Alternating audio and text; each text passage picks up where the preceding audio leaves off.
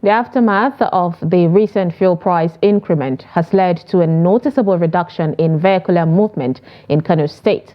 The situation has left commuters struggling to find public transport, with many tricycle riders choosing to quit their services altogether. Here's more on the developing story. This is usually one of Kano's busiest junctions during rush hour, the time when most people are either moving to or returning home from work. 2 days after the fuel price hike, the impact is evident with significantly fewer vehicles on the road and even at filling stations. For commuters, the situation is becoming unbearable, while tricycle riders say it has become almost impossible to operate. My fuel got finished as I was riding my bike. I don't even have money to buy fuel, so I am pushing it to Sabuwar Gandu all the way from Jifatu on Zaria Road. Fuel, which was once sold for 220 naira, is now sold for as high as 1,300 naira. For example, like you saw me, I was trekking from somewhere else. I was trekking on the road. Even me, I personally have my own bag and I left it at the home because of the fuel is too cost. Yeah, because the situation is very, very hard for everybody. There is no profit for we tricycle riders. I bought fuel up to 7,000 naira, and by this afternoon I made only 3,000 naira before encountering brake failure. Now the money I made will neither be enough for me to take to my family or to even fix my brake. Job has changed a lot. In the past, you can buy fuel and use it for long, but right now we struggle to break even.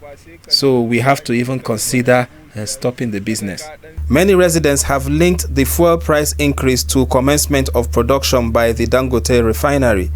They wonder why this has not reduced the current fuel scarcity and the overall distribution challenges in Nigeria.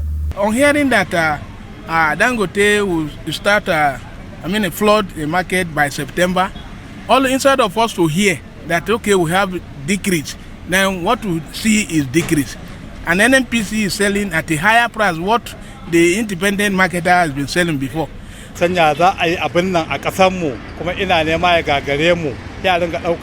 don't understand why what we expect to help us in our country should be taken to other countries.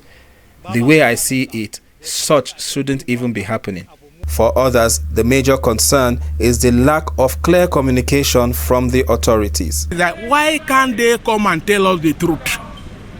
Tell us the truth, then we understand. Nigeria are not so difficult like that. We will say, okay, yeah, it's a difficult time for everybody. But they will say this today, tomorrow that.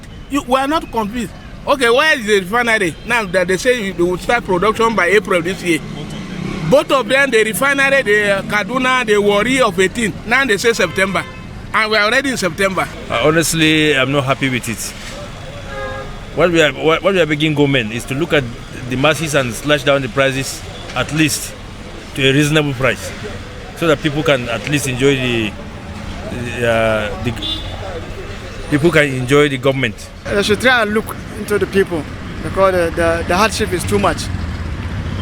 They should look onto the people. The hardship is too much.